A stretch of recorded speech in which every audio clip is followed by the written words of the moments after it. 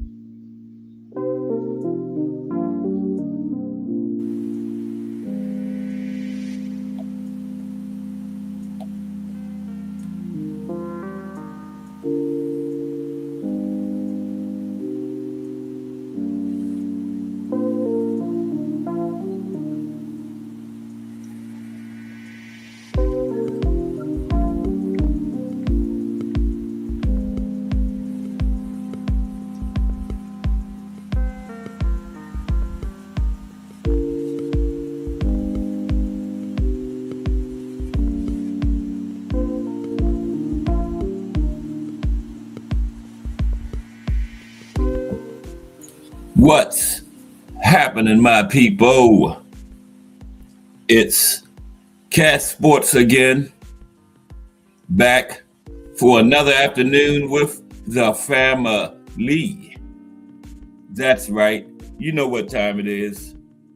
If it's Monday through Friday, 2 p.m., it's the Boxtorian, bringing you all that boxing history. Boxing is the greatest sport of them all. That's why we love it. Can't get enough of it. Salute to Miss Cass. Without her, none of this would be possible. Salute to the drunk Irishman, all the way from Ireland in the building. Salute, drunk Irishman. Salute to everyone, and welcome to another episode of Cass Sports, the Boxtorian. Today, Olympic boxing history. Olympic boxing history. How's the family today? Thursday afternoon, late in this big week of boxing history. Got a very good show for you today. We're going to go back to 1904 when the Olympics first started in the modern era, because the Olympics debuted way back in 688 BC in the Roman Olympics, but the modern days debuted in 1904. Men and women, but the women was taken out of it after 1904 and didn't reappear until 2012. But the men have been in it since 1904 up to 2024. And we're going to go over some highlights from every Olympic from 1904 all the way up to the past one, 2024. In time permitting, we're going to preview the next Olympics, which is 2 years away this summer. Okay, LA 2028. Talk about world boxing, the new governing body for boxing in the Olympics, because for a minute there, they wasn't sure we was going to have Olympics in 2028, but we're going to talk about all that later. Mike Mazik in the building. Salute, Mike Mazik. How are you today? We're going to look at some Olympic boxing history today. Mike, salute. We got Nick Ball in action this weekend. It's a fight tonight. No big names, but it's boxing tonight. And then Saturday from London, we got Nick Ball defending against Brandon Figueroa. Nick Ball's, I believe he has the WBA, one of them. WBA, WBC, IBF, or WBO. I think Nick has a WBA, but whichever one he has will be on the line against Brandon Figueroa Saturday. Of course, in London, Great Britain, because Nick Ball, as long as he has that title, he ain't coming out of Great Britain with it. He went to Riyadh season to get it, but once he got it, he's not fighting anywhere but Great Britain. So Saturday, big one of the weekend, Nick Ball, Brandon Figueroa, a lot of other UK fighters on the card, but yeah, that should be good. Brandon still got something left in the tank. Can he lift that title up off of Nick Ball Saturday? We will see. All right. I think Nick Ball is with Frank Warren.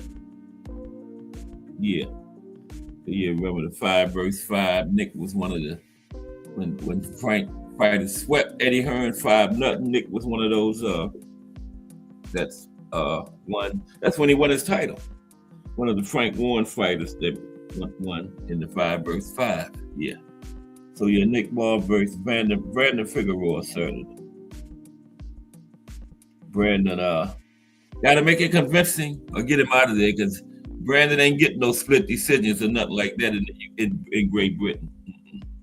You gotta get a convincingly unanimous decision or get Nick Ball out of there. He ain't getting no split decisions. No. So we'll see though. That's a good matchup Saturday. Okay, let's get into our fight of the day so we can start talking about this Olympic boxing history. Okay, so, but how's everybody? It's Thursday. Almost at the end of another big week of boxing history. We got an active fighter tomorrow. I think it's going to be Monster Inoue. Nice to wear a Monster Inoue tomorrow. First Friday of the month, active fighter. Yep. Naoya, the Monster Inoue. Top 3 pound for pound. I got Usyk, the Monster, and then Shakur. Yeah. Shakur, Teofimo is a very good fighter. And Shakur took a top level fighter and made him look like a novice. That's just how good Shakur is. Yeah. Teofimo, not many people can make Teofimo Lopez look like that. So yeah. But let's get into the fight of the day. Without further ado, today's fight.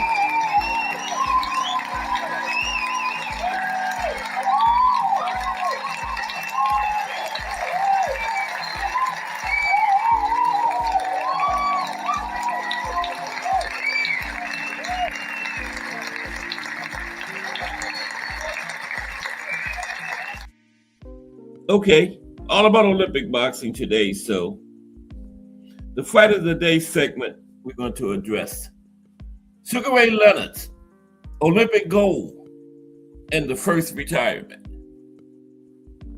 Sugar Ray Leonard, Olympic gold and the first retirement. All about the amateurs today. Okay, let's get into that.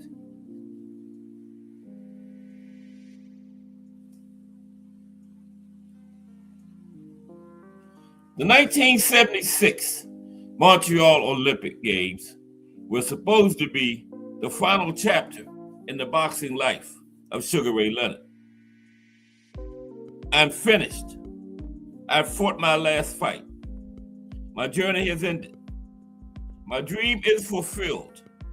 Now I want to go to school, Leonard would say in his moment of glory after winning the gold medal.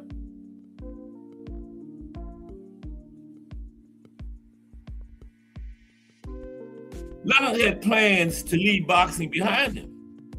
The University of Maryland to study business administration and communications was the supposed next chapter in his life. The hands were brittle and hurting. The pain had started in 1973 and was getting worse. They tried various ways to remedy the pain. They would fail. Leonard had to persevere and accept his sport came with consequences. So Leonard said that was it. After he won that gold medal, he was getting out. But circumstances prevented Leonard from leaving the sport behind. Both of his parents got ill, and with rising medical bills, Leonard needed money, and quick. The expected $1 million endorsements failed to materialize. Boxing was the solution, the only solution. Mike Coxmall in the building. Salute, Mike. Yeah, Leonard had a child with his girlfriend. I mean, she was pregnant. He didn't even know it, and she had taken him for child support. And when he got back, it was blasted all over the papers and everything. That's why the endorsements ran for the hills. He eventually got him, but that's what he was counting on to go to school. He said he was going to leave boxing behind, but couldn't do it. Boxing was the only solution. So thankfully, Sugar Ray kept on fighting.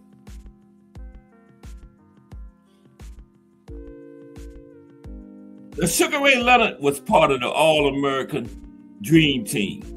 The USA team at those Canadian Games was perhaps the greatest ever team the Americans has ever assembled for an Olympic Games. At the previous Olympics in Munich, only one American, Sugar Ray Seales, came home as a winner. 4 years later, in 1976, things were very different. Very different.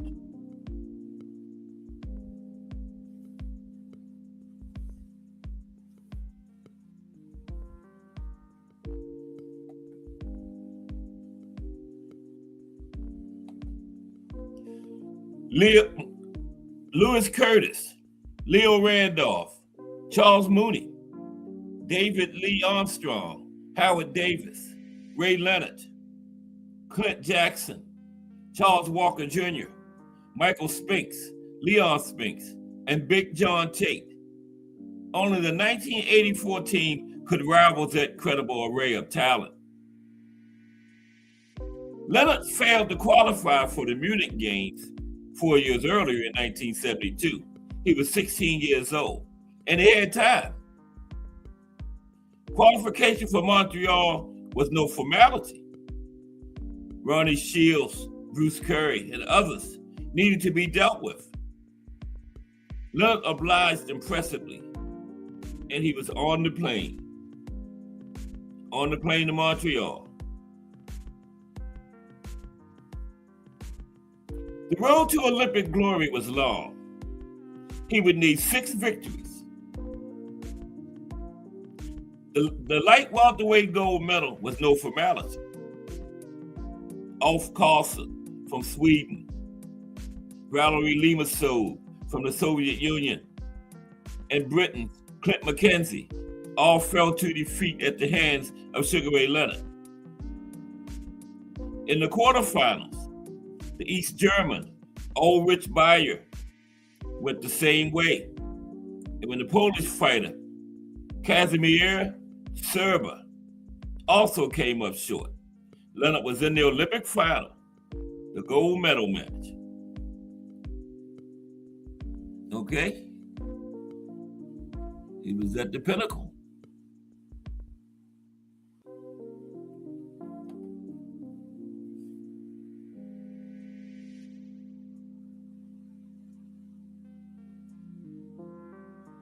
but he faced a formidable foe in the Cuban, Andres Adama. Leonard had won all his fights 5-0, but Adama had stopped all his opponents en route to the final, stopped everybody. Leonard had outpointed, didn't lose a point in his first 5 fights. Adama stopped all of his 5 opponents to the final. Classic. Boxer versus puncher. Leonard had to defeat a fearsome big punching Cuban, and the lingering pain in his hands had to defeat that too. The day before the fight, Leonard overheard someone say Adama was going to kill him. The fierce fighters had to sometimes compress.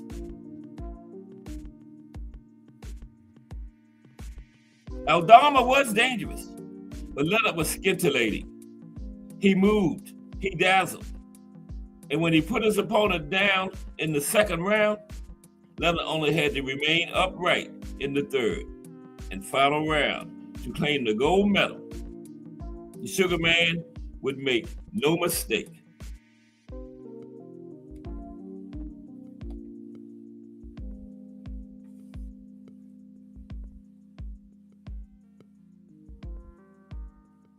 The American team won 5 gold medals at those Montreal games. 5 of them.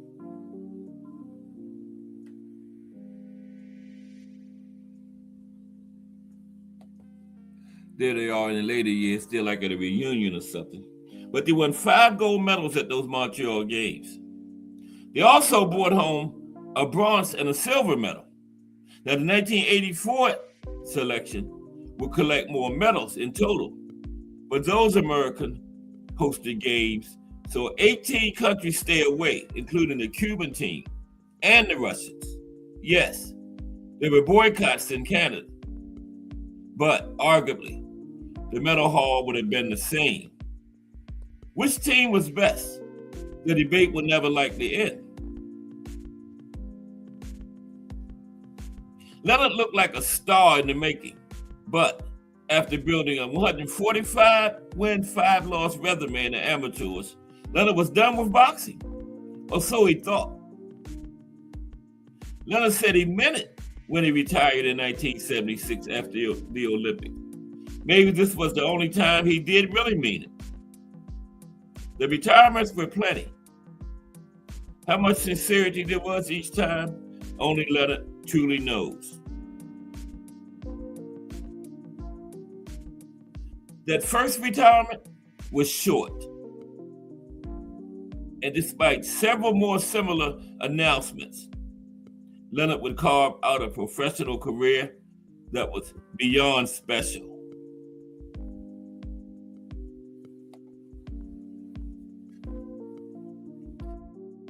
He would call Montreal his most precious moment.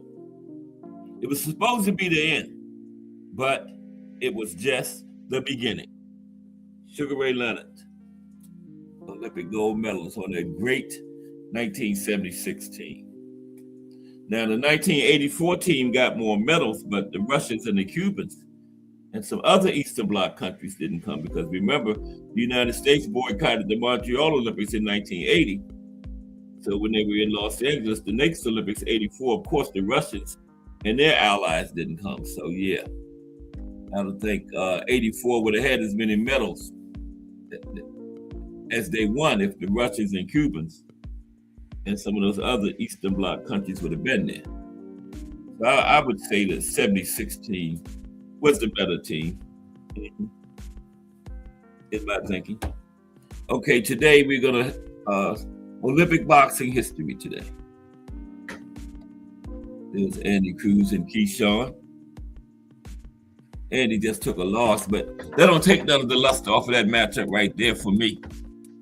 So the 4 times in the amateurs, 4 Andy Cruz wins. I still want to see that one in the pros, but at the pro level.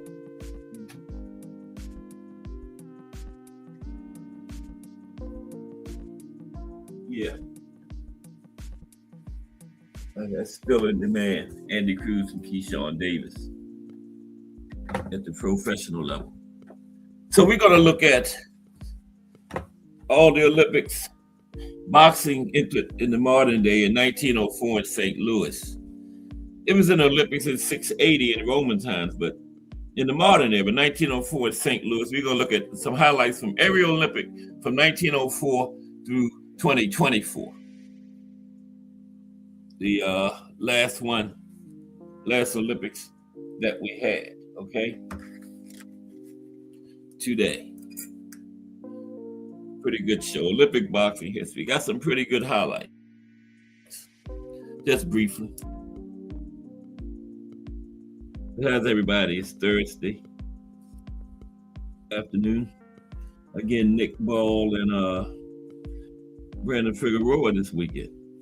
It shouldn't be too bad. Okay? At all. Now, boxing is one of the world's oldest sports. It was part of the ancient Olympics in Greece, beginning in 688 BC. Now, the sport also has produced plenty of iconic moments at the modern Olympics, beginning in 1904 in St. Louis, Missouri. Boxing has been a part of every Summer Olympics since 1904, with the exception of 1912 in Sweden, 1916 due to World War I, and 1940 and 1944 due to World War II. Sweden, because Sweden didn't allow boxing in their country, and the Olympics was in Sweden in 1912, so boxing was not a part of it. And then again, 1940 and 1944. 1916 due to World War I, and 1940 and 1944 due to World War II. Now, women boxing, along with men's boxing, were a part of the games in 1904. But the women did not compete in the Olympic Games again until 2012 in the London Games. Yeah, the women and men were in the 1904 Olympics, but then for some reason they took the women out and the men have been in every one since then, but the women didn't return until 2012, over 100 years later. But then they've been there ever since, through the last one, 2024. In the Olympics, competitions are organized by weight classes. Currently, there are 8 weight classes for men and 5 for women. Now, 3 boxers have won 3 gold medals, and that's the most by any athlete in Olympic boxing history. 3 fighters are Laszlo Papp of Hungary, 1948, 1952, and 1956. Teofilo Stevenson of Cuba, 1972, 1976, 1980, and Felix Savon, also of Cuba, 1992, 1996, 2000. Okay, now let's look at some of these highlights. 1904 all the way up to the present for Olympic boxing. We're going to look at just a brief highlight from each one all the way up to 2024, the one we just had a couple years ago. And the next one is coming up a little over 2 years, 2 years from this summer. You know, the boxing is always part of the Summer Olympics. So yeah, we're almost there. We're going to look at the World Boxing, the new organization that's going to govern boxing in the Olympics this time. They really saved boxing because they weren't going to have it in the next Olympics because the International Olympic Committee got rid of the last organization that governed boxing, and they had to get another one in place, or they weren't going to have Olympics in 2028. It might not have been out permanently, but for 2028 we would have been out. But World Boxing came along. I think Triple G is some kind of big wig in World Boxing, president or something, like some kind of high-ranking official in that organization. Yeah. Okay, St. Louis, 1904 is the first Olympics we're going to take a look at. Just brief little talks on them, that's all. St. Louis, Missouri, 1904. First Olympics of the modern age. The Sweet Science made its Olympic debut on the shores of the Mississippi River, but there were not very many competitors, and no foreign athletes participated. As a result, Americans won all 7 possible gold medals and all other medals. Oliver Kirk, victorious in the bantamweight and featherweight divisions, is the only boxer in history to win 2 titles at a single games. Okay, then in 1908, it moved to London. 1908, London. Now that guy's name right there is Reginald Snowy Baker. Now listen to this. This is crazy. Listen to this. Reginald Snowy Baker of Australia was the only non-British boxer to win a medal, taking silver in the middleweight category, after losing the final on points to John Douglas. Now Baker complained that the referee had not been completely impartial, and Baker had a very good reason to be suspicious, as the referee was his opponent Douglas's father. The multi-talented Baker also competed in springboard diving and a 200-meter freestyle at the 1908 Games. Now, the guy he was fighting against in the gold medal match, his father was the referee. Now, how could that happen? What about every country has an Olympic committee? And, top ranking, usually the president is at the games. How could they let this guy's father referee the match against him? Australia dropped the ball on that one, yeah. He went up against the guy whose father was the referee of the gold medal match. Wow, that's crazy. Your son in the gold medal match, even if you're not planning on cheating, subconsciously, you're going to be favoring your son. Like on a break, you might push the other guy back a little bit harder. Hit your son in the chin, low blow, take a point from him. Yeah, but that's crazy. The guy's father was the referee, and Baker said he was not impartial. Surprise. Okay, so then 1912, the Olympics were in Sweden, and Sweden didn't have a ban on boxing at that time, so boxing wasn't in the Olympics that year in Sweden. And then 1916, due to World War I, there was no Olympics. So it returned 12 years later in 1920 in Antwerp. Came back 12 years later, the Olympics did. 1920.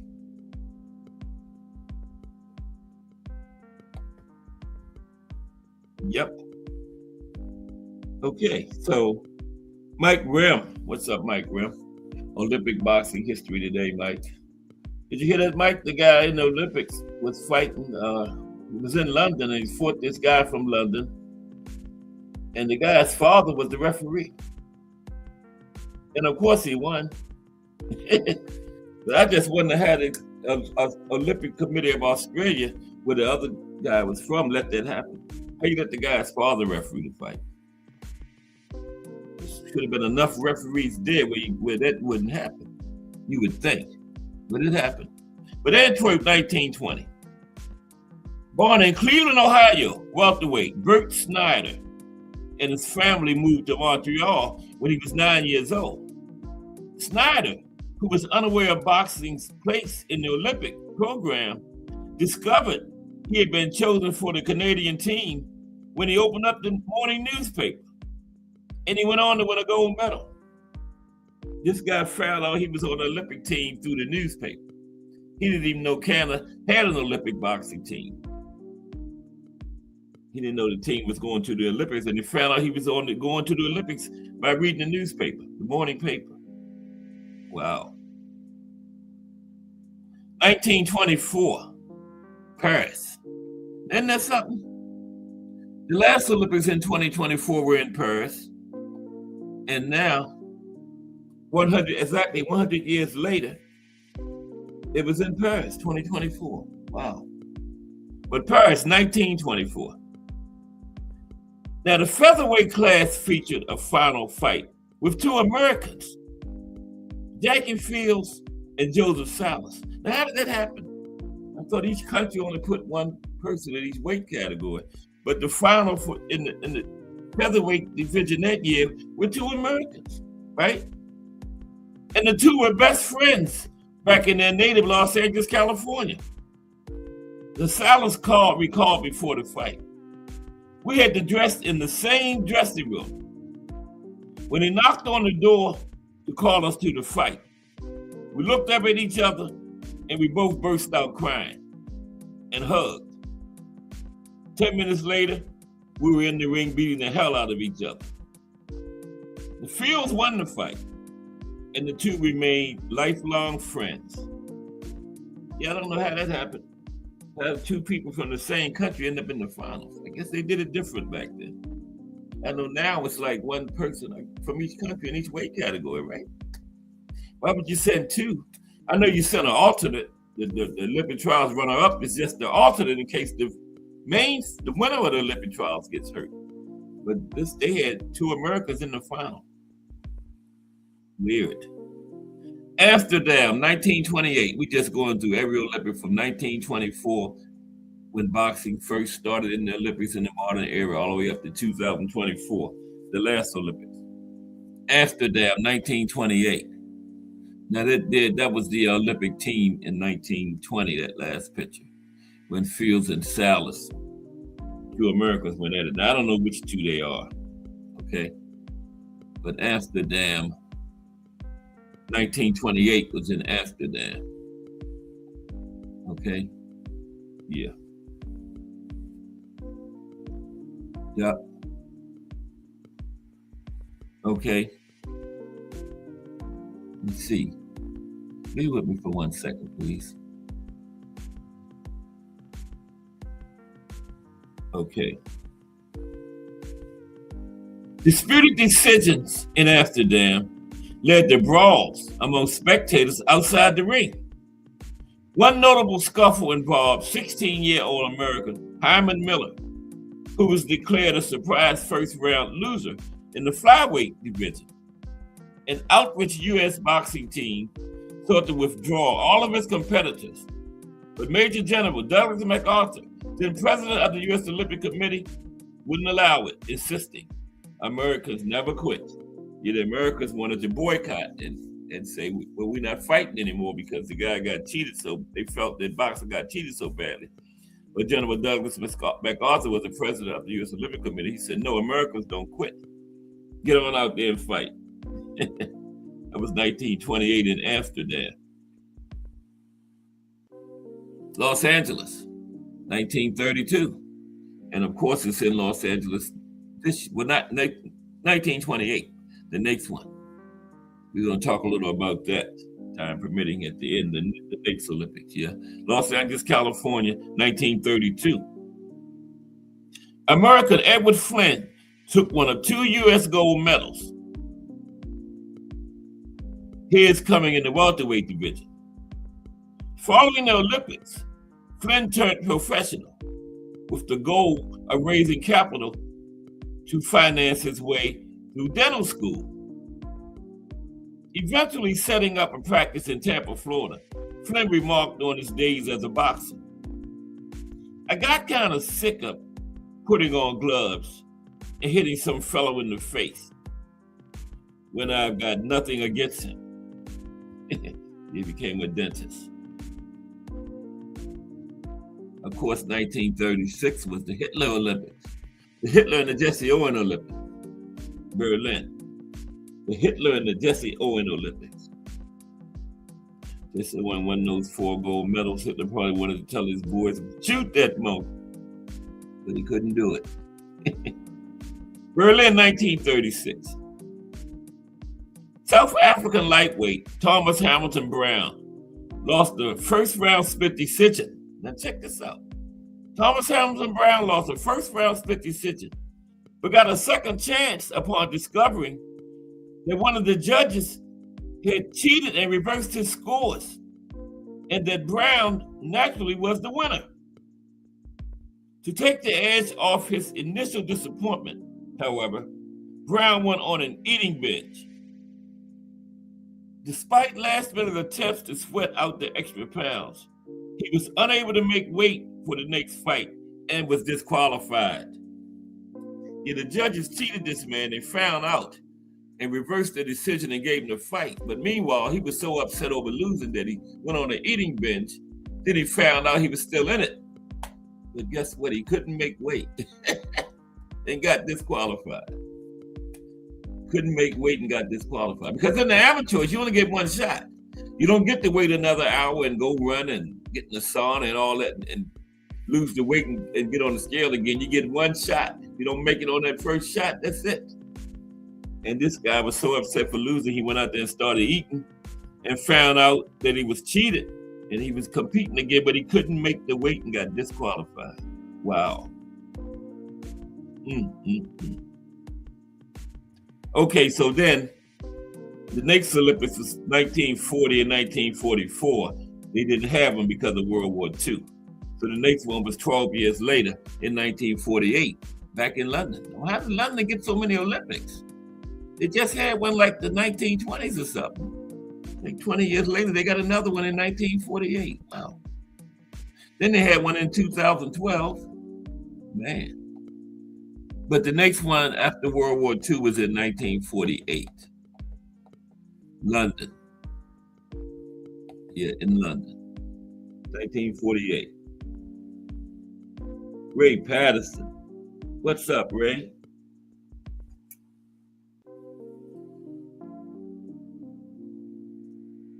Oh, happy birthday, Ray.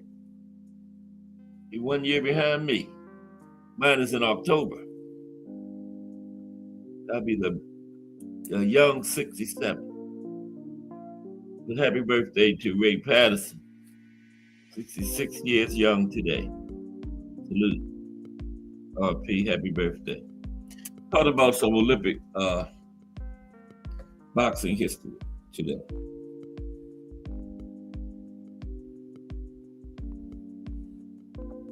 Okay. The next one is London, 1948, because 1940 and 44, there was no Olympics. World War II. Okay. So, 1948.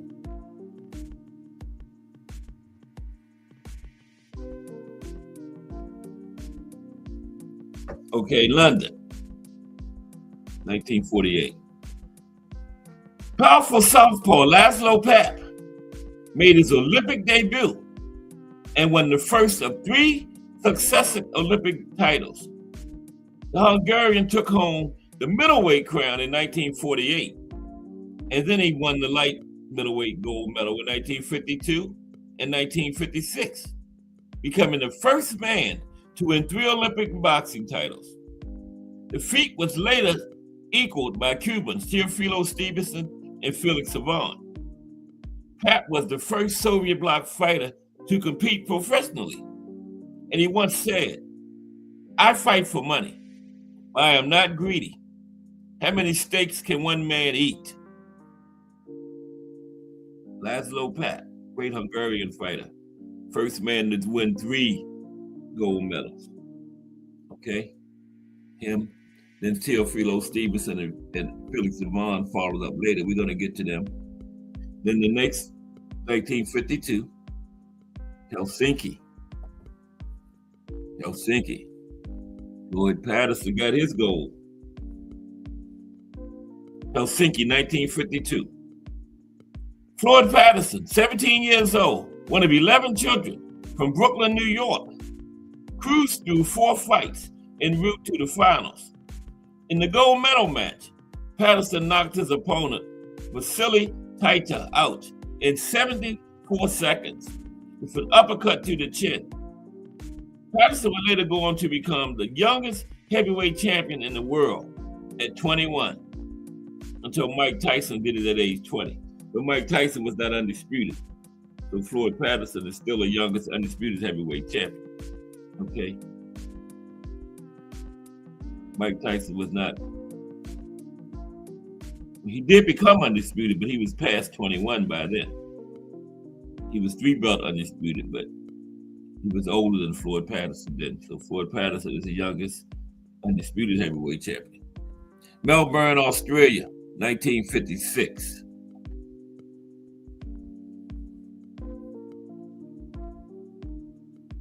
American Pete Rademacher from Yakima, Washington, fought Soviet Russia's Lou McKin in the finals. Lou McKin won all 3 of his fights by knockout or TKO and was a favorite heading into the gold medal match against Rademacher. Yet, Rademacher proved victorious, knocking his opponent down 50 seconds into the fight. Once more in the next 80 seconds, Rademacher would go on to fight Floyd Patterson in his professional debut. Though he knocked Patterson to the canvas in the second round, he would lose the fight in round 6. He had fought for the title in his pro debut. Yep.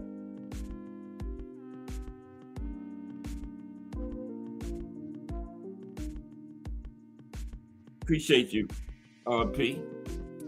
Glad you enjoyed. Okay.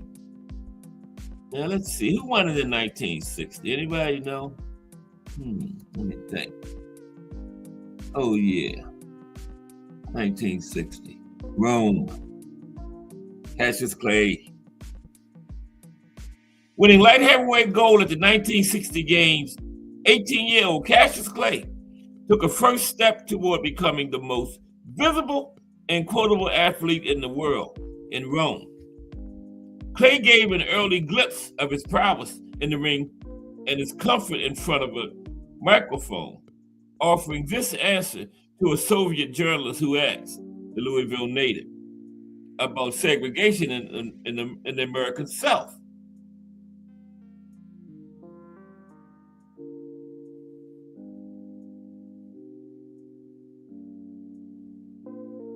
Clay said, Russian, we got qualified men working on that problem. We got the biggest and the prettiest cars. We get all the food we can eat. America is the greatest country in the world. And as far as places I can't eat goes, I got lots of places I can eat. More places I can than I can't.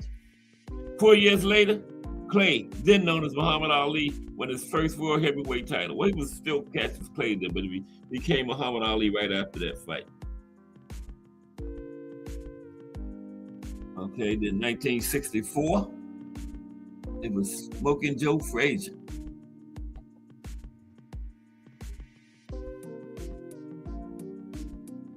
Now, Joe Frazier wasn't supposed to make the trip to Tokyo for Frazier's first Olympic Games. He wasn't supposed to, he got to make the trip as an alternate, but he wasn't supposed to compete. But after a broken knuckle caused American light heavyweight Buster Mathis to withdraw, Frazier took full advantage. The Philadelphia native, who became known for his toughness, won a narrow decision over West Germany's Hans Huber in the fight, despite fighting with a broken hand. Broken thumb on his left hook hand.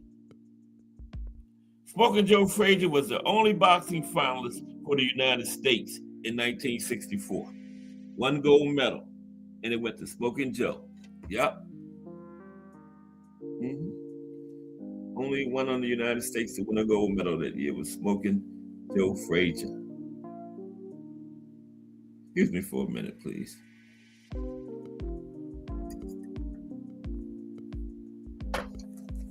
One moment, and we're going to continue.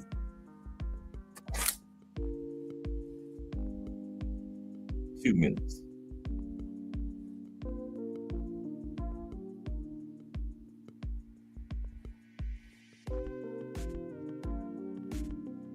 But how's everybody today? RP's birthday.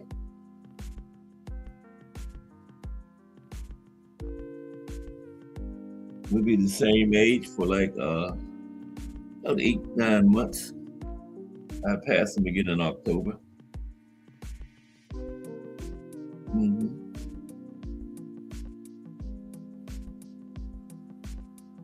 Ray Patterson, straight out of New Jersey.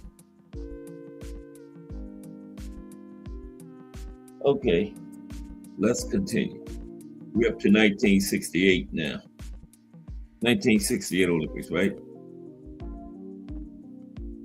That one was this guy. They call him Big George Foreman. Yep. Big George was in there against a Russian, 12 years old. Big George was 18, the Russian was 30. I think Big George had like 21 pro fights. The Russian had over 200. Big George stopped him, got him up out of there. Yep. Okay, yeah. Mexico City, 1968. Big George Foreman. Okay, let's continue.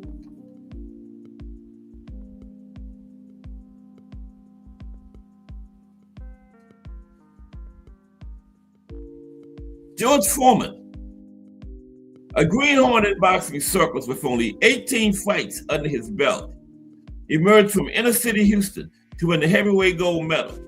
After the games, Foreman embarked on a professional boxing career that included a first world title in 1973 over Joe Frazier, a spot opposite Muhammad Ali in the Rumble in the Jungle in 1974, and an impeccable championship in 1994. Improbable championship in 1994 at age 45. Big George Foreman. Yep, he came back and got his title back 20 years after he had lost it to Ali.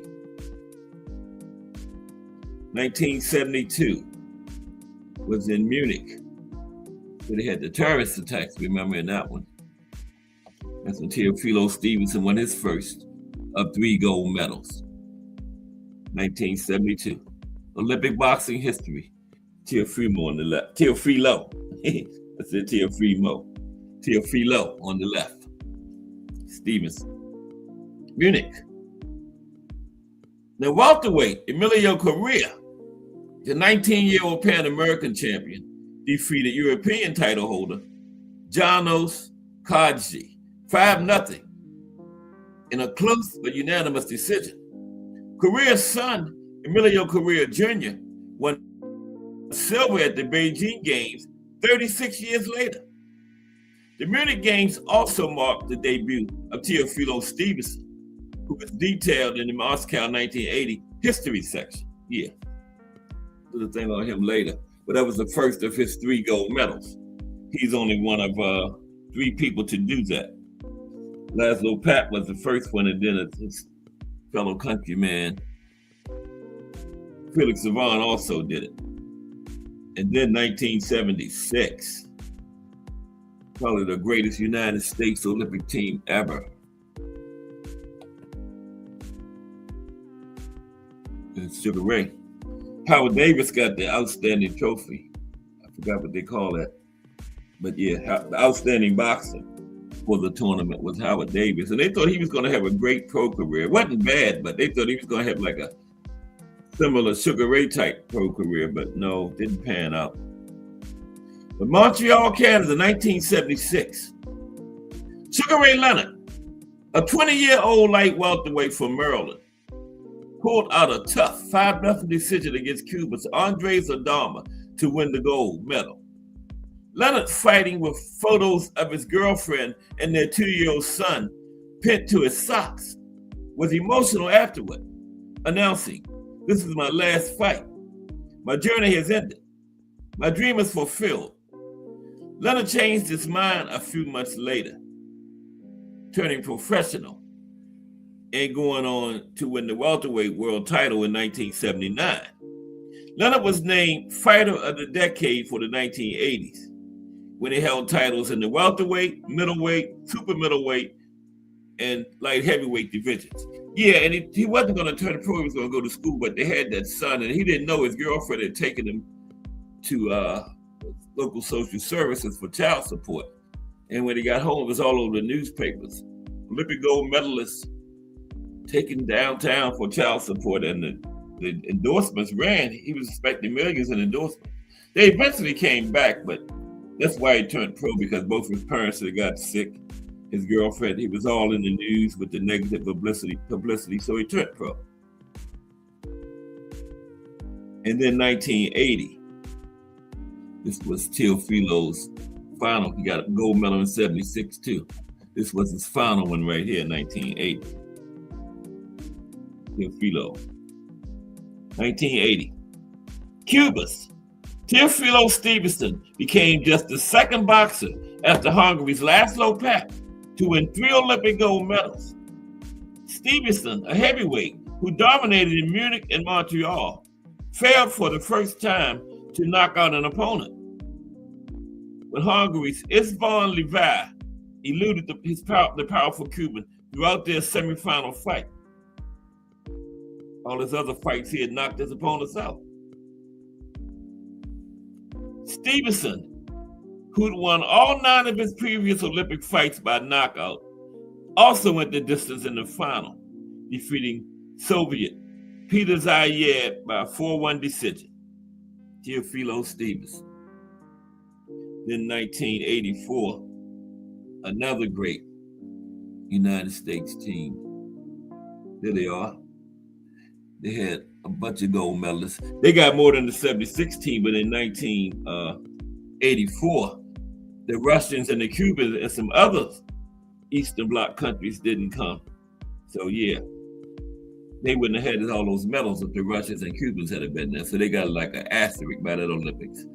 And because the United States boycotted Russia in 1980 and Los Angeles in 84. Of course, they boycotted Los Angeles 84.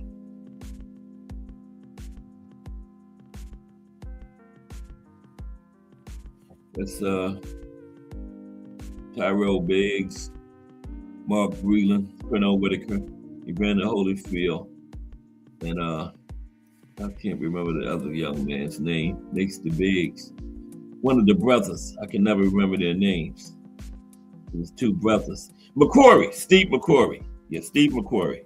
Yeah, that's the 5. And they had a night of gold. All of them didn't win gold, but because Evander Holyfield got cheated, but he did medal. I think he got a bronze. And they all made their pro debuts on the same night at Madison Square Garden late in 1984 after the Olympics. They called it Night of Gold. We're going to have to do a show on that, Night of Gold. Los Angeles, 1984. With the mighty Soviets and Cubans boycotting, U.S. boxers won 52 of 55 fights and 9 gold medals at the 1984 Games.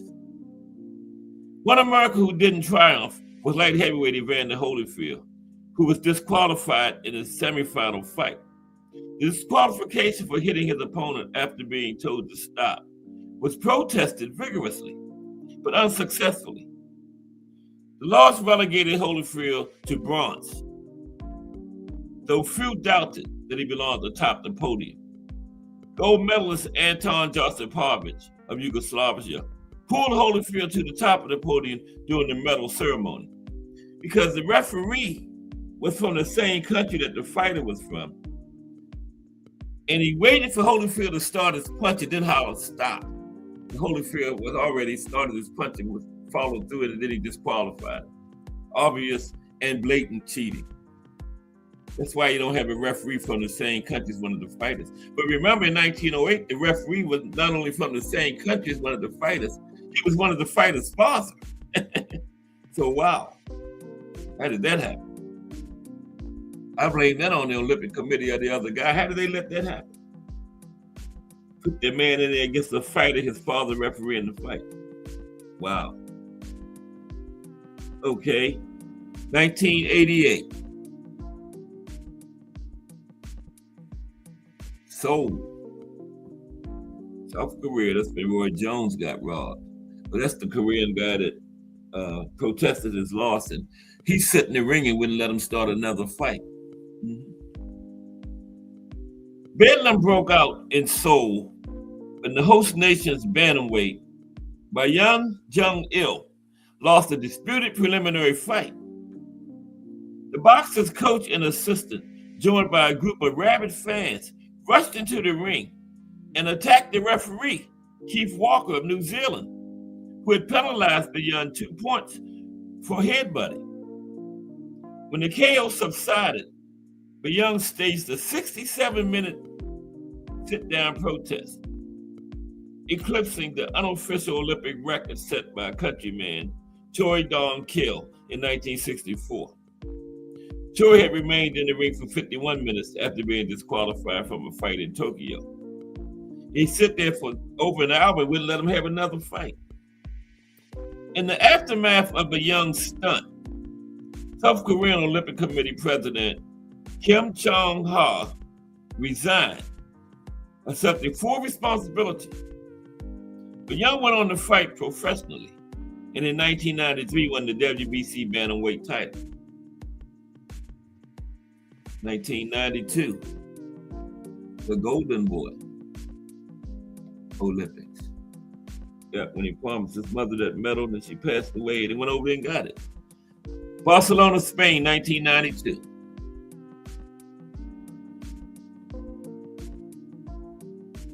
Oscar De La Hoya won America's lone boxing title in Barcelona, launching a brilliant career, further studded by multiple world titles. De La Hoya, a Mexican-American from Los Angeles, California, dedicated his Olympic gold medal to his mother, who had died of cancer 2 years earlier. De La Hoya was raised on the sweet science. His grandfather Vicente was an amateur featherweight in Durango, Mexico, and his father Joel was a professional lightweight in Durango during the 1960s. Father and grandfather were fighters. Oscar.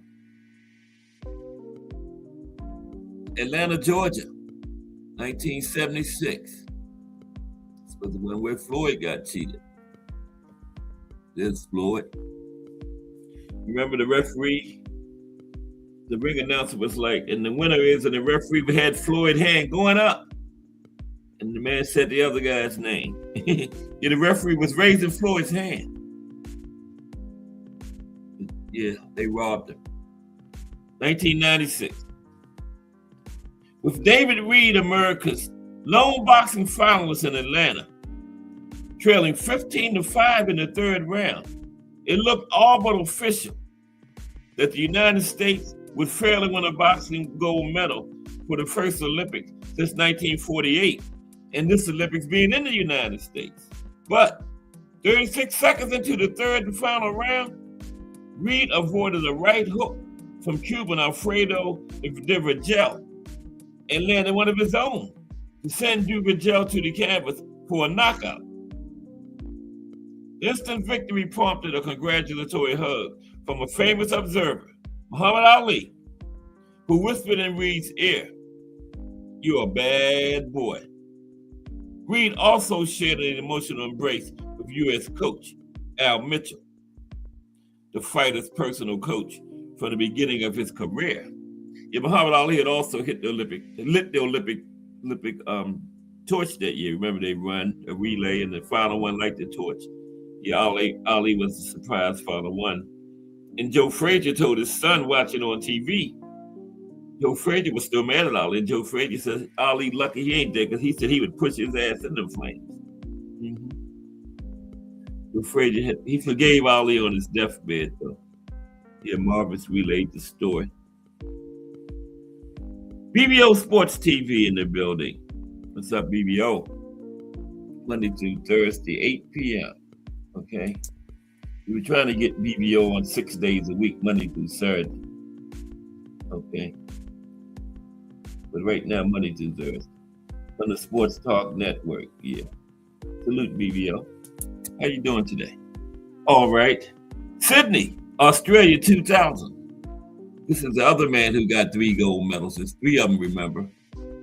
Laszlo Pep from Hungary, Teofilo Stevenson from Cuba, and Felix Savon. That's Felix in the blue, with the blue headgear from Cuba.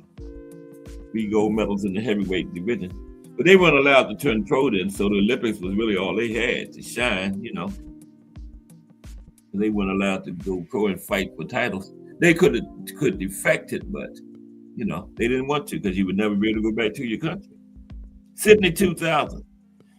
Cuban Felix Savon, 33 years old, claims his third consecutive heavyweight gold medal to join former sparring partner and countryman Teofilo Stevenson as the only boxers to win 3 Olympic gold medals in one weight class. Now, Hungary's Laszlo Papp also won 3 titles, but in 2 different weight classes, junior middleweight and middleweight, right?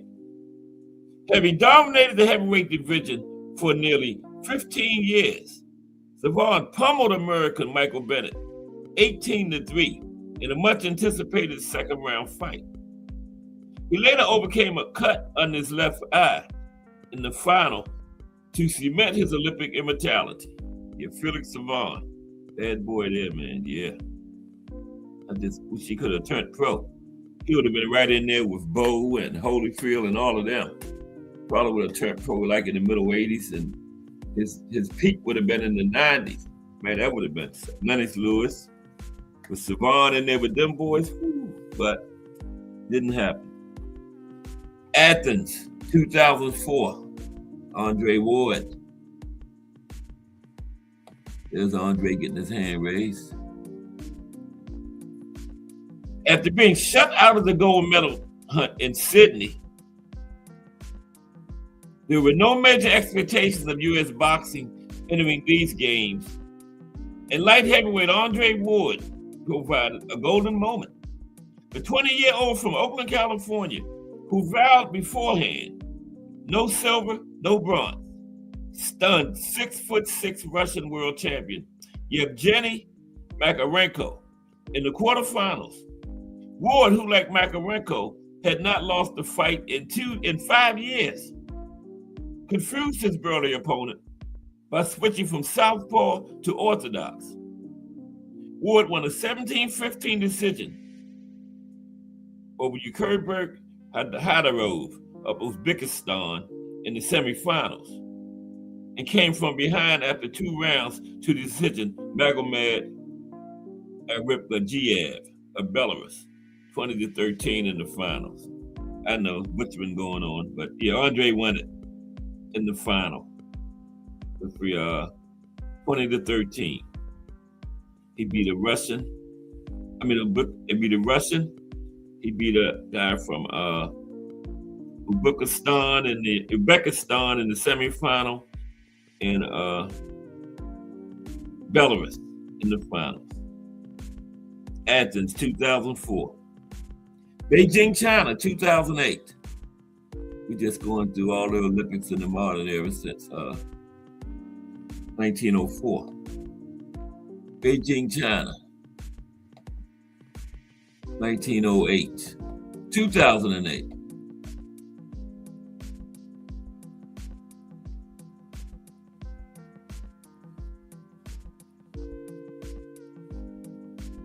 Andre Ward was 2004, right?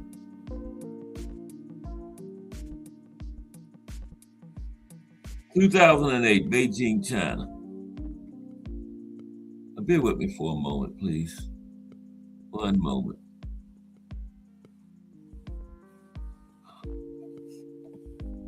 There we go.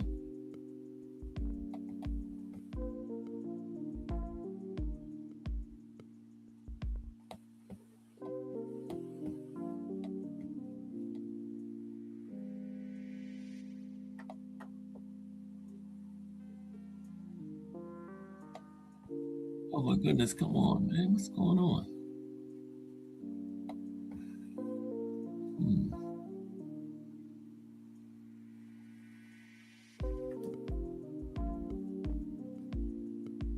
Bear with me.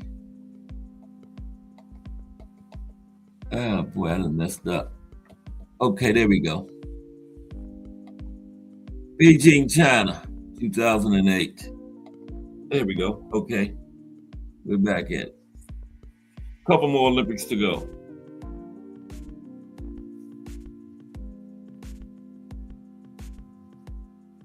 (2008).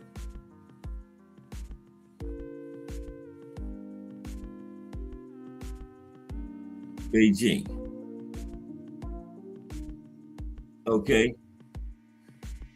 In keeping with tradition, boxing at the Beijing Games was riddled with controversy.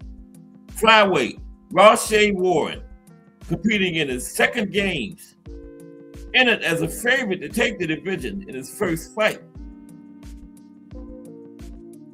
Warren, thinking he was well ahead on points, spent the majority of the final round avoiding contact.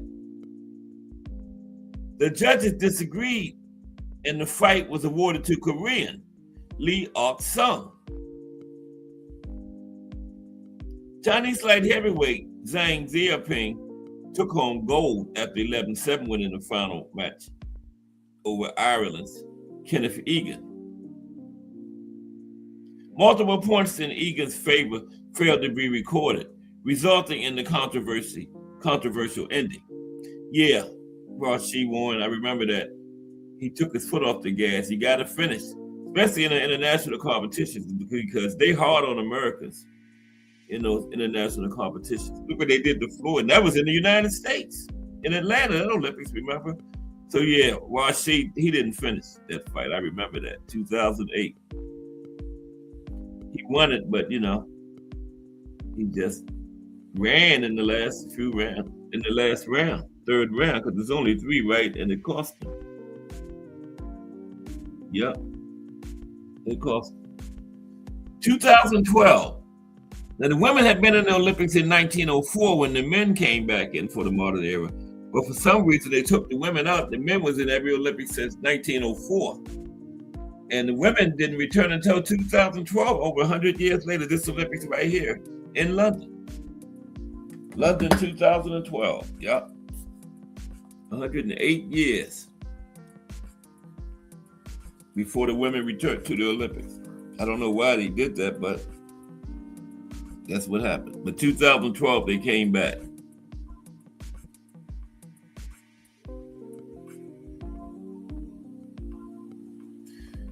In a milestone year for Olympic boxing, women's competition were added to the program for the first time since 1904, allowing new stars to be born. Among them was 17-year-old American Claressa Shields, who won the women's middleweight division and became the youngest Olympic boxing champion since 1924. Ireland's Katie Taylor earned gold in the women's lightweight division and was one of the most popular fighters of the tournament, with a boisterous crowd cheering her on during every fight. Great Britain's Nicola Adams won the other women's division, flyweight, and was one of 3 British fighters overall to earn boxing gold on home soil. Great Britain's 3 gold medals led all countries, and Nicola Adams was the first woman to win a gold medal in the Olympics, because she got hers fight with hers before Katie Taylor and Claressa. Nicola was first, but they all 3 won it in the Olympics. 2012, the women was in. And then 2016, Rio de Janeiro, Brazil. There's Claressa. Rio de Janeiro, 2016. Now, the Rio Games brought 2 notable changes. Professional boxers became eligible to compete in the Olympics for the first time ever, and the headgear requirement was dropped for men for the first time since the 1980 Games. After winning gold in London, American star Claressa Shields successfully defended her women's middleweight title before turning professional later that year. So Claressa got 2 golds. Only American to have 2 gold medals in the Olympics, Claressa Shields, men or women. In the men's lightweight division, Brazil's Robson Conceição captured the gold medal on home turf, beating France's Sofiane Umeha to become the first Brazilian to ever win an Olympic boxing gold medal. Robson, and he did it in Brazil at home. And then we go to 2020. 2 more to go. 2020. There's Andy and Keyshawn. I still want to see that one. Andy lost, but yeah, they didn't take all the shine off of that matchup. Yeah. This was Tokyo 2020 Olympic boxing results. Due to the COVID-19 pandemic, the Tokyo Olympics took place in 2021, a year later. Remember that? 1 year later than planned. Duke Reagan and Keyshawn Davis became the first professional boxers to win Olympic medals, both silver for the United States. First pros to win because they just started going in 2016, right? Didn't too many go there that year, but 2020 they came in, and Keyshawn and Duke Reagan were the first pro boxers to ever win Olympic medals, both silver. Along with Richard Torres Jr., who also won a silver medal. Then he turned pro a few months later. Keyshawn and Duke Reagan were already pro. Richard got his and then turned pro later that year. And the U.S. men had their most successful Olympics since Andre Ward won gold in 2004. Now, the dominant nation in men's boxing, however, was Cuba, who won gold in 4 of the 8 weight classes. Okay, and then 2024, the last one. That's the Uzbekistan men's boxing team. They cleaned up in the last Olympics 2024. They won 5 medals from 5 guys right there. Yep.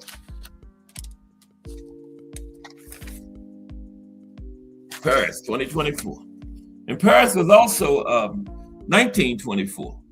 100 years apart, they had them in Paris. Paris 2024. Now, the boxing competition at the 2024 Paris Olympics was defined by the historic dominance of Uzbekistan in the men's division and landmark achievements for female athletes amid significant global attention. Okay, Uzbekistan's men's team won 5 gold medals out of 7 contested weight classes, right? While China led the women's standings with 3 gold medals. Imane Khalif scored Algeria's first ever women's boxing gold in the welterweight division by defeating China's Yang Li by unanimous decision. Okay, so that's the Olympics, every Olympics since 1904 to 2024, and we got 2028 coming up.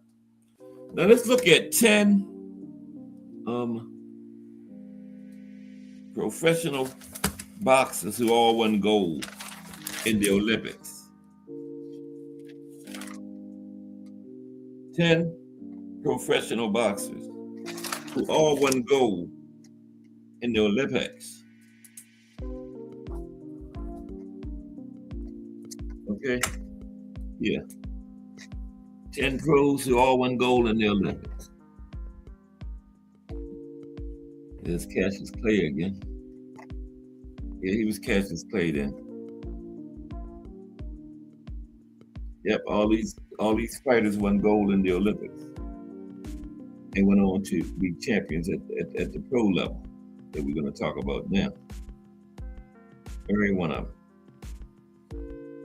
We got Nick Ball and Brandon Figueroa Saturday. I told you Brandon better get it convincing or stop Nick. He ain't getting no split decision or nothing like that over there. And Nick said as long as he got that title, that WBA, it ain't coming out of Great Britain. You want it, you got to go there and get it. And you ain't getting no split decisions. That's why he's fighting over there. At home cooking. At home cooking.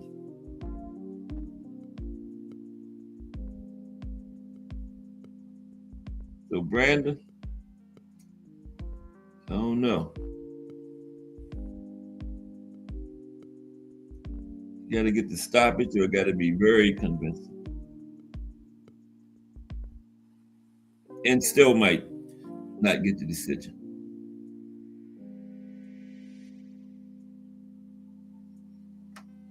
Okay.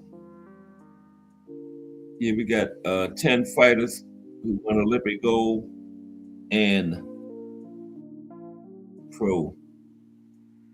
professional titles in one moment.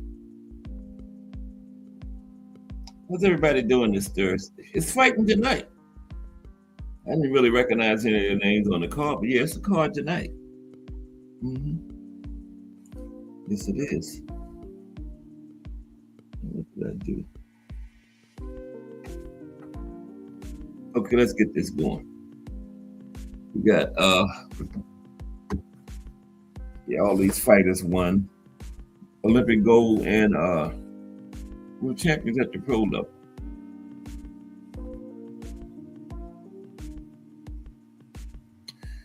And all these 10 boxers have something in common. Amateur success at the highest level, followed by professional success that will live forever in history.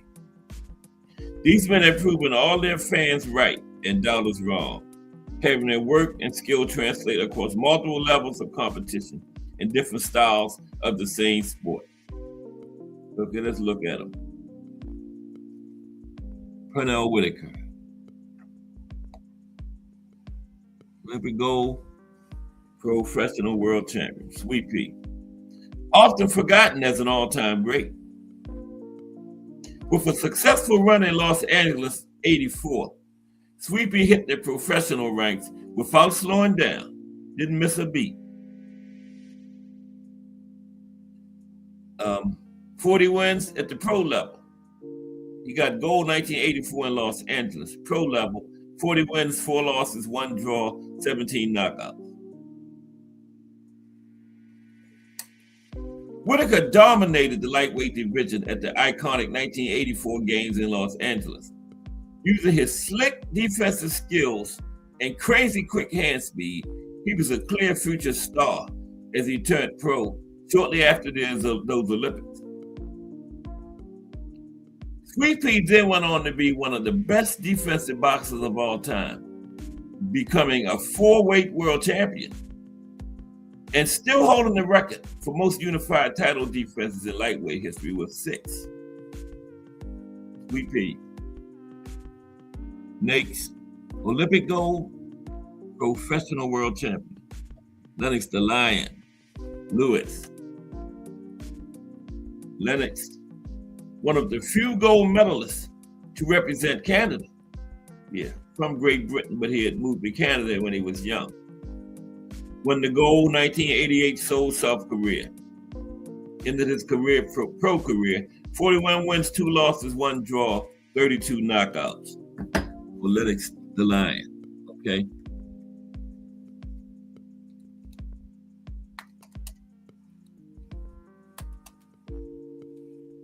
Knockout ratio of 78%, not bad.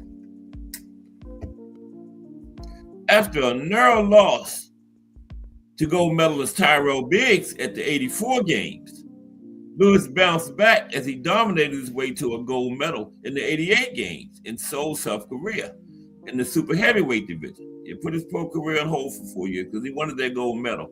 Lost to Biggs in '84, but then he went back in '88 and got it.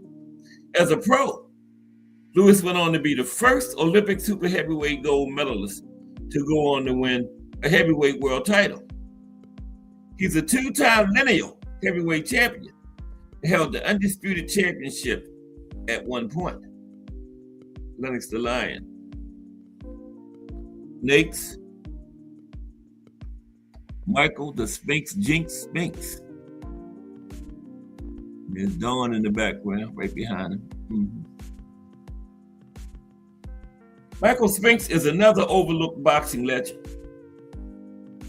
He almost never turned pro as well. Of course, Michael was on that great 1976 team. He got his gold, 1976 Montreal, Canada. And then he finished his pro record, 31 wins, just 1 loss, 31 knockouts. That 1 loss his final fight to Mike Tyson. That's what casuals remember him for, that final 91-second knockout to Mike Tyson. Now, Michael Spinks had a smooth run in the 1976 games. with a bye and 2 wins by walkover, meaning he was only required to box 2 different opponents on his way to a middleweight gold medal, right? At that time, he had to go through 5 fights, right? He got a bye in the first round and 2 wins by walkover. He didn't have to fight till the semifinal round was his first fight in that Olympics. Semifinal and final. So he got a nice draw. Wow.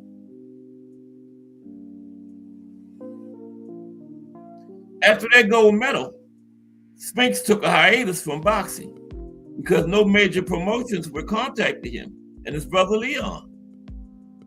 Now, Leon was a massive star and a major staple of ABC Sports when he started, on his way to a huge fight with Muhammad Ali.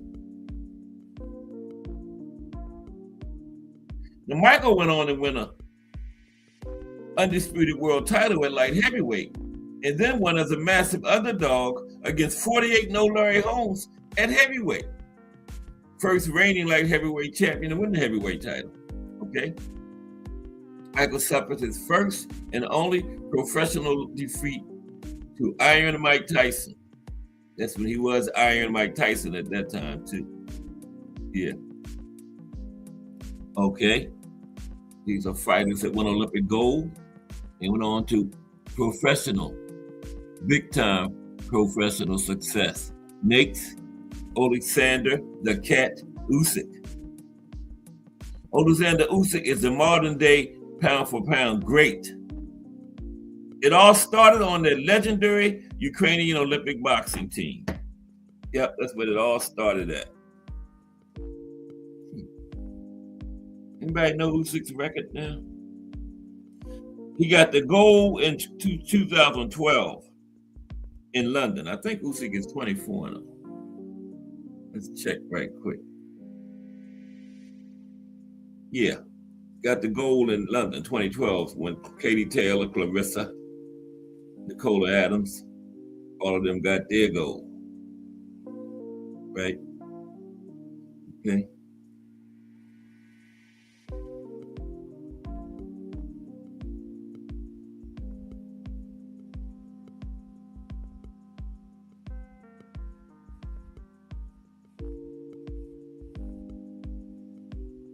Oh, man.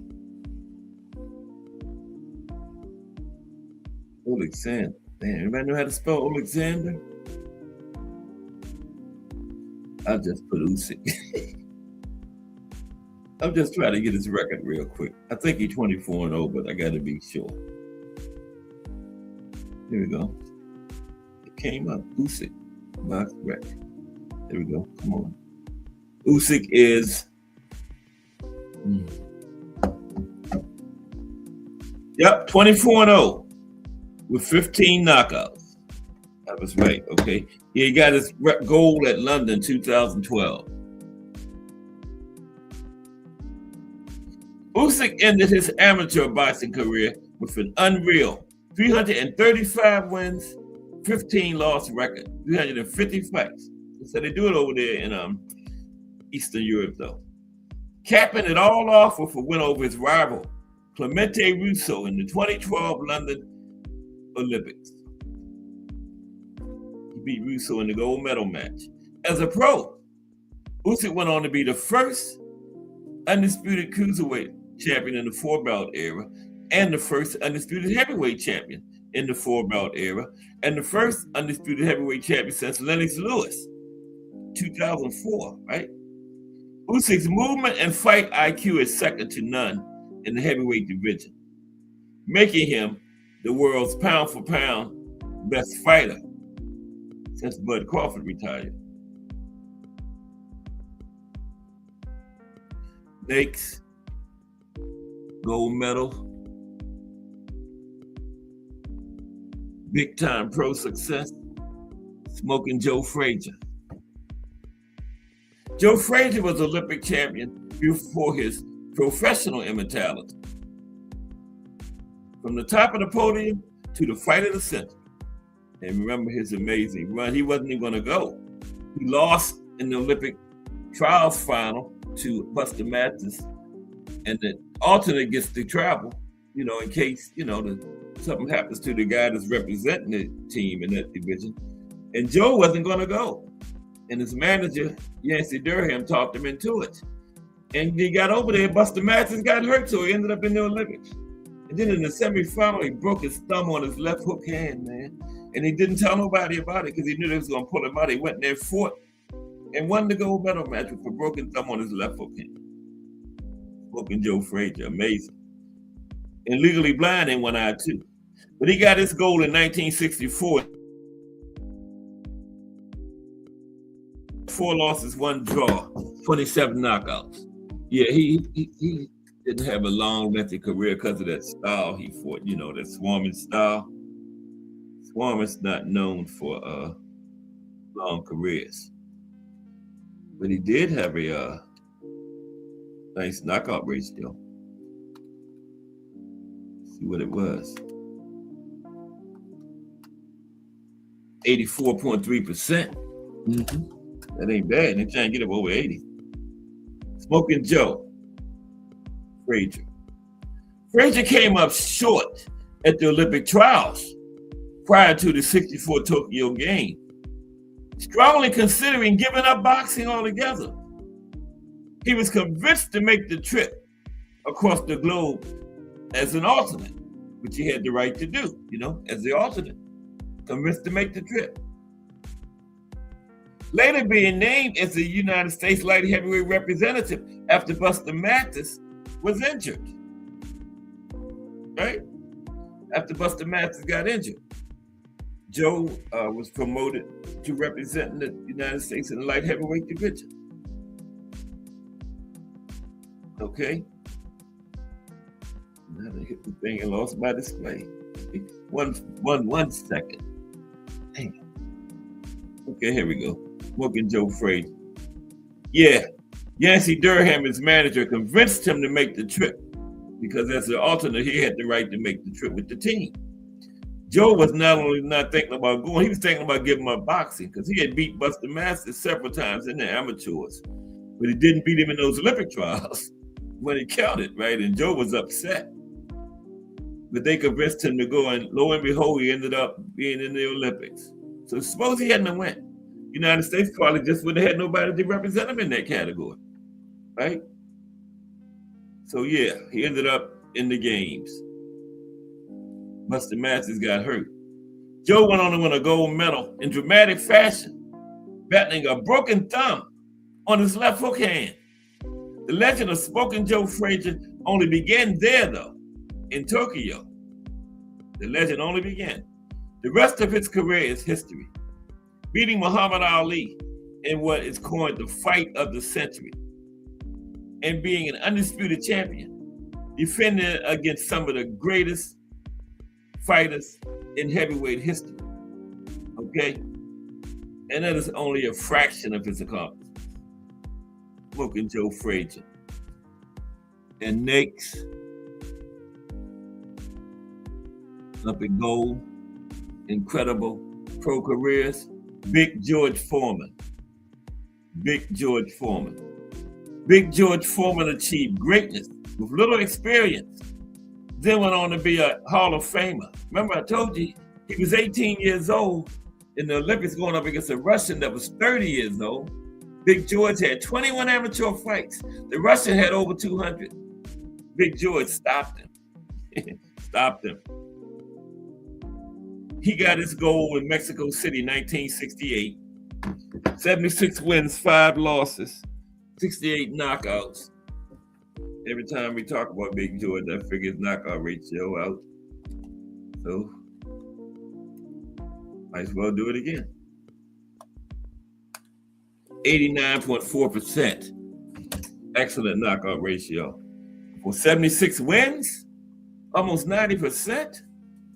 Incredible. After starting boxing in his late teens and only having about 20 amateur fights, I think it was 21 to be exact, only having about 20 amateur fights, Foreman went into Mexico City to chase greatness.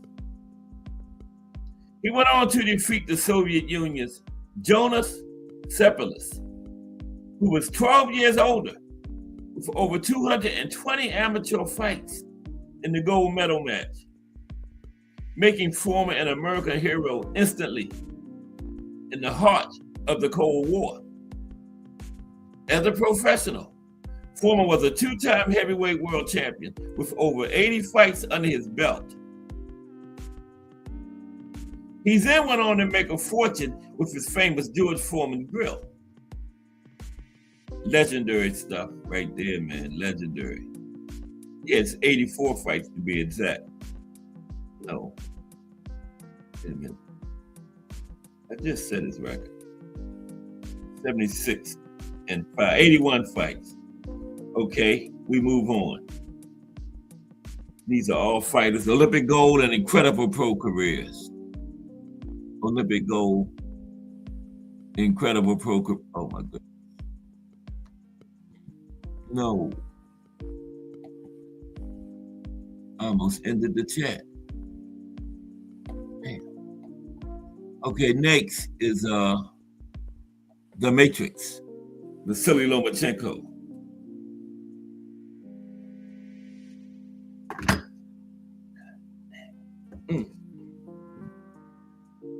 I don't have his record. We got time. Everybody gonna leave in a minute like that. Okay, let me get Vasily Lomachenko, The Matrix's record. High tech, The Matrix, all that. Record.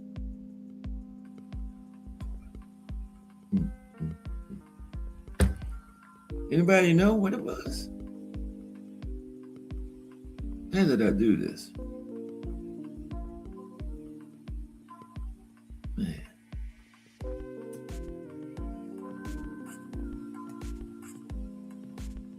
Silly.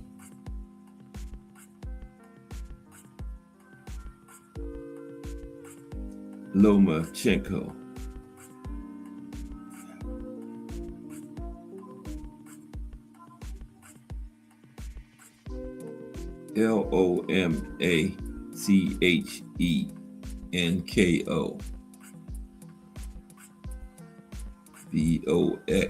Voxrec.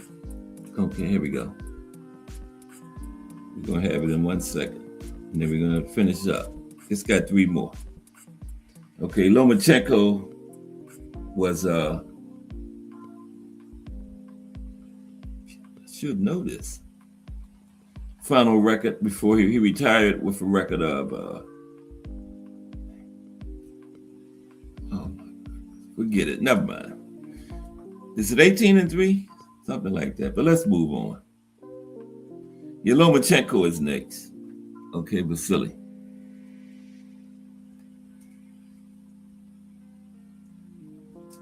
Boxrec want to act up. Yeah, 18-3 with 12 knockouts. That's what I had thought. Yeah, Lomachenko, 18-3 with 12 knockouts. Lomachenko got 2 golds. Beijing in 2008 and 2012 in London. Okay, 2 golds. I said Clarissa Shields was the only American. Oh, Lomachenko not American, right? Clarissa Shields is the only American. Yeah, right. Yeah, Lomachenko is from Eastern Europe somewhere. Okay.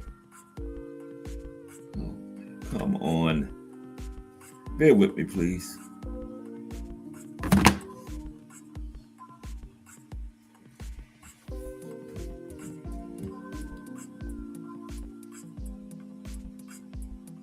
Couple more to go. Here we go. Okay. Lomachenko. As a cornerstone of the legendary Ukrainian Olympic boxing team, yeah, Ukraine, that's where he's from. As a cornerstone of the legendary Ukrainian boxing teams of 2008 and 2012, Vasily Lomachenko dazzled with his athleticism and dominant victories. In the 08 games, he outscored his 5 opponents 58-13, an unprecedented 45-point margin. He finished his amateur career with a record of 300 wins and 1 loss as an amateur. He had 97 fights. Usyk had 350. That's how they do it over there. He has been named the all-time best amateur boxer by several publications. I would say Teofilo Stevenson, or Laszlo Pep, or Felix Savon. But Loma's up there. Lomachenko then turned pro shortly after the London Games, fighting for his first world title in only his second fight, winning his first world title in his third fight. I ain't gonna say nothing, but where they do that at? Lost his first world title shot in his second fight, and then got another shot in his third fight. But if your grandfather is your promoter, you know, you can do that. In 2024, Lomachenko was still at the top of the lightweight division, but currently he's retired. Silly. 2 more to go. 3 more to go. Okay, top Olympians, top world champions as pros. The Golden Boy, Oscar De La Hoya. The dominance in amateur boxing carried over easily to the pro ranks for the Golden Boy. He got his gold medal in 1992, Barcelona, Spain. 39 wins, 6 losses with 30 knockouts. 39 wins, 6 losses with 30 knockouts. And Oscar got a little pop too. 76.9 knockout ratio for the Golden Boy. Oscar De La Hoya didn't know anything but dominance, even as a teenager. He won every major tournament en route to his 1992 gold medal and the 2008 U.S. Boxing Hall of Fame induction. 1996 Fighter of the Year after fighting 4 top 10 ranked fighters in 1 year. As a professional, De La Hoya became a superstar and the original pay-per-view star of the sport, generating over $700 million in pay-per-view income. He won an astonishing 11 world titles across 6 weight classes, including lineal titles in 3 weight classes. The Golden Boy, Oscar De La Hoya. Okay, next, Sugar Ray Leonard. Looking at some great gold medal Olympians and top level pro careers, super high level professional careers. Sugar Ray Leonard. Lower weight star in boxing. He was the biggest lower weight star in boxing during his era. The leader of the legendary 1976 United States boxing team, but he didn't win the outstanding boxer. What's that trophy? They call it, but he didn't win it. Howard Davis won it. They expected Howard Davis to have a Sugar Ray type pro career, but Howard just didn't pan out like everybody thought he was. Yeah. Great pro amateur boxer though. He didn't have a bad pro career neither. I think he won like 28 fights. Of course, Sugar Ray got his gold in 1976 Montreal.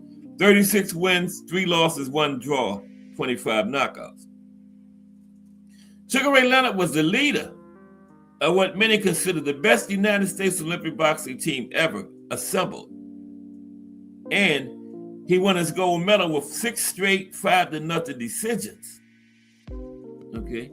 They was harping about Loma outscoring about 45 points, 58-13.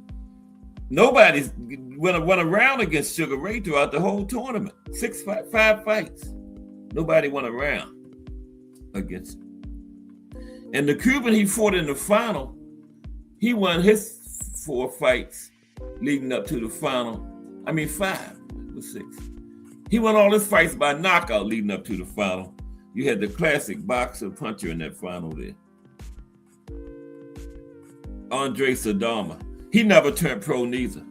Being a Cuban, he would have been hell on wheels as a professional too, Andre Sadama. I know BVO heard of him, but never turned pro because he was in Cuba. He wasn't willing to defect. He would have been in there with around the 4 Kings era, right in the middle of that. Andre Sadama, that would have been some shit. Woo! But he was Cuban and didn't want to leave his country. Man. But anyway, Sugar Ray famously announced, "I'm finished. I fought my last fight. Now I want to go to school. This was most likely because of the hard times he went through on an Olympic team. Plus, he had brittle hands too. He had problems with his hands too, all the way back to his amateur career. He adjusted his career path and went on to be part of the Four Kings, a group of lower weight stars who carried the sport of boxing and its relevancy after the Muhammad Ali era, right in between Muhammad Ali and Mike Tyson. Now, Leonard was a 5-division world champion and lineal champion in 3 divisions, including the welterweight undisputed champion. And finally, last one, Olympic gold medalist in high-level professionals, Cassius Clay. Cassius Clay / Muhammad Ali is the most important boxer of all time. Before Muhammad Ali, Cassius Clay won Olympic gold. Ended up with it. He got his gold in Rome in 1960. 56 wins, 5 losses, 37 knockouts. And everybody talk about that. Oh, the greatest had 5 losses and still the greatest. So forget that old young fighters. You can lose 5 fights and become the greatest. So you don't have to have no old. Before becoming the world famous Muhammad Ali and changing the sport and world culture forever, he was Cassius Clay, an impressive teenage athlete in the boxing ring. He went on to win the 1960 games in dominant fashion, finishing his amateur career with a record of 100 wins against 5 losses. As a pro, everybody knows the impact that Cassius Clay had immediately. Being nicknamed the greatest doesn't work for anybody else. He was a multiple-time unified heavyweight champion and was named Sportsman of the Century of the 20th century by Sports Illustrated in 1999. I think Ring Magazine too. Muhammad Ali. Now we got one more Olympian that wasn't part of this, but I wanted to get him in. Floyd Patterson. He won gold. Youngest undisputed heavyweight champion ever, still is. Mike Tyson became 3-belt undisputed, but he was older than 21 when he did it. When he was 20, he wasn't undisputed. When he became undisputed, he was also. Floyd Patterson is still the youngest undisputed world champion in heavyweight boxing history. Okay, not Mike Tyson, as so many people think. Still Floyd Patterson. Okay, so let's take a look at Floyd Patterson. His son was a world champion too. Tracy Harris Patterson, yeah. Floyd trained him.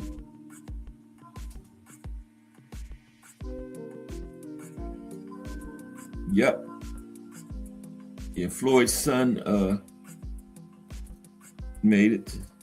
They might have been the first father-son champions that I can think of. I know Leon and Corey did it, but I think Floyd and his son Floyd's son won a championship before Corey Spinks did. But yeah. Floyd. I think it's Floyd Patterson and his son. But how great was Floyd Patterson? Let's talk about it. Wow, quarter up. Let's get this in. How great was Floyd Patterson? Glad y'all asked. Let's talk about it. Olympic gold medalist, great pro world champion. Floyd is part of the group. How great was Floyd Patterson? The Floyd Patterson was a fascinating figure. The first man in history to regain the world heavyweight title after losing it.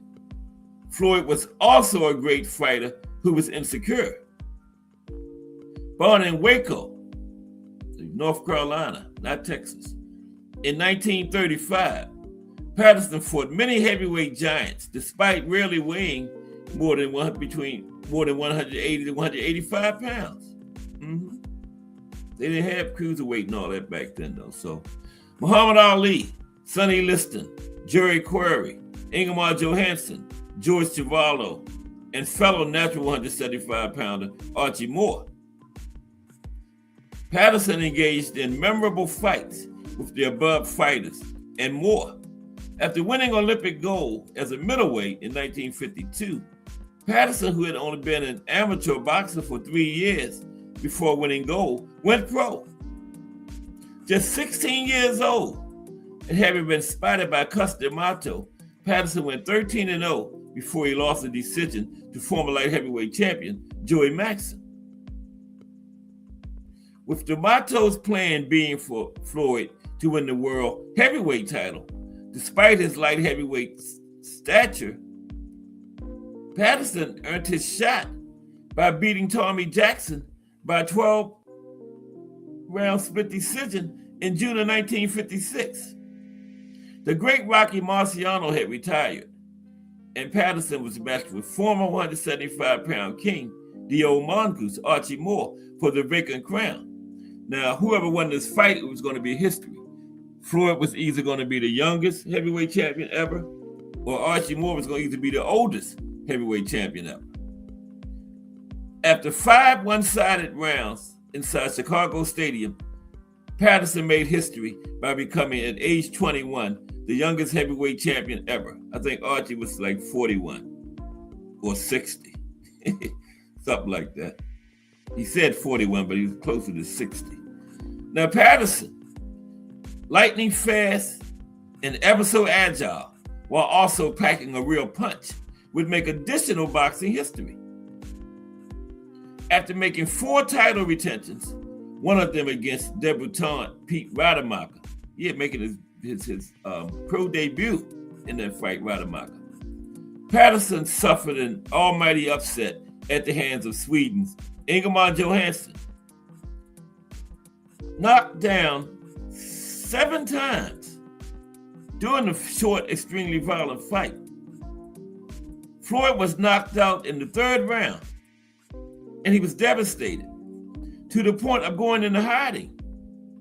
The rematch took place a full year later, and Floyd, having lived like a monk and trained like a Trojan, was determined to make up for the heavy defeat.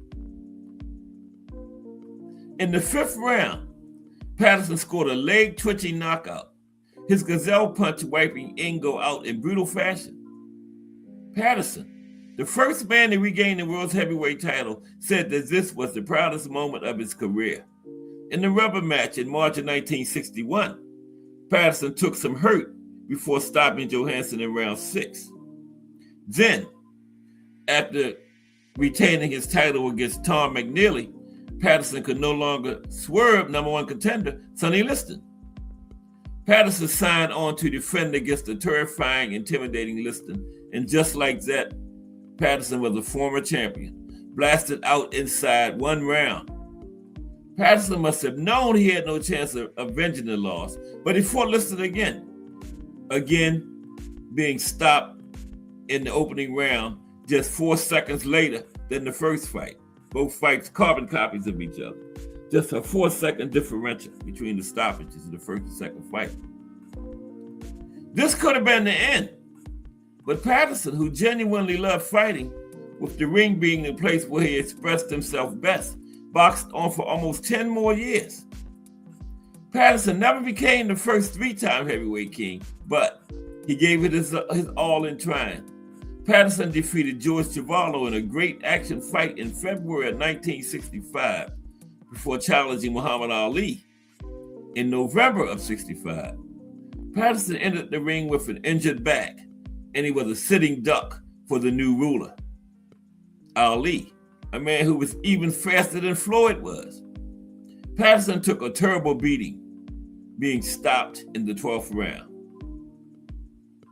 But Floyd wasn't done yet. A knockout win over British hero Henry Cooper came in Floyd's next fight before he engaged in 2 hard, close fights with Jerry Quarry. Floyd getting a draw in the first fight and then losing a majority decision in the return match with Quarry. Then, with the 2 heavyweight titles up for grabs due to Ali being stripped for refusing to serve in the Vietnam War, Floyd came so close to becoming the WBA champion in the first 3 time world champion. He dropped a controversial 15-round decision to Jimmy Ellis. A good win over Oscar Bonavena came in February of 1972, before Floyd got a non-title rematch with Ali. Despite being stopped 5 rounds quicker this time, Floyd acquitted himself better. Still, Ali was just too good for Floyd. And that was it for Patterson, although he never officially announced his retirement. After hanging up the gloves, Patterson guided his son Tracy Harris Patterson to a world title in the 1990s. Floyd then became chairman of the New York State Athletic Commission and served 2 terms. Sadly, in 1998, Patterson's short-term memory failed him, and he suddenly and frighteningly could not remember the names of people he had known for years. Floyd resigned from his post, and he was later diagnosed with Alzheimer's disease and later prostate cancer. The first 2-time heavyweight champion of the world, who carried so much mental baggage with him into the ring, passed away in May of 2006, age 71. To this day, Floyd Patterson holds a special place in the hearts of many fight fans. There you have it. Those were some 11 Olympic gold medals who went on to top-level professional boxing careers too. Yeah, Floyd Patterson. Okay. We got Just New Boxing next. BBO TV tonight at 8 p.m.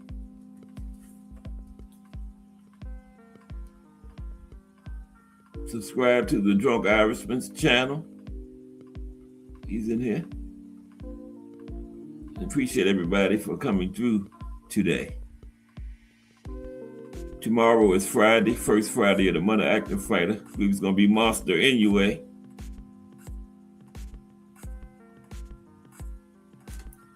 Monster Inoue. I was trying to think of his first name. Yeah, but he'll be the profile tomorrow.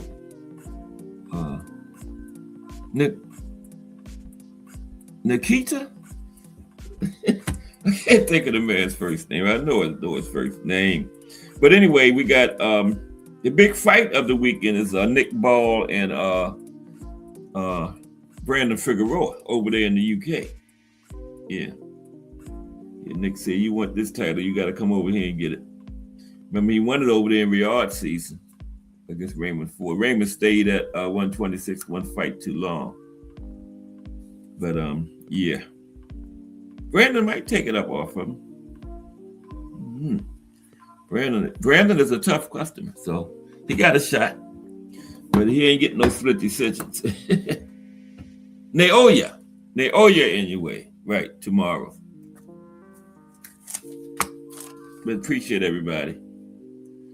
BBO Sports TV, Ray Patterson, Mike Rim, Mike Coxmall, Mike Mazik, the Drunk Irishman, and Miss Cass. Everybody enjoy your afternoon. We'll be back tomorrow with the monster, Naoya Inoue, the life and career. Active Fighter Friday. First Friday of every month.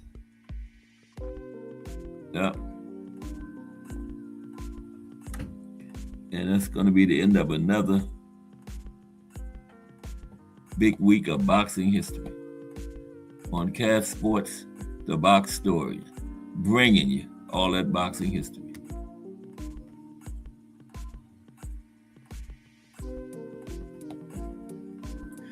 Yeah. Hope we get that fight someday. Andy lost, but hey, it's only one loss. They ain't take none of the shine off their matchup for me. They could fight next week. I would pay for that one. Just because of the history, you know. But appreciate everybody. Have a great day. If it's Monday through Friday, 2 p.m., it's The Boxtorian, bringing you all that boxing history. I'll holler at y'all tomorrow. Have a great afternoon.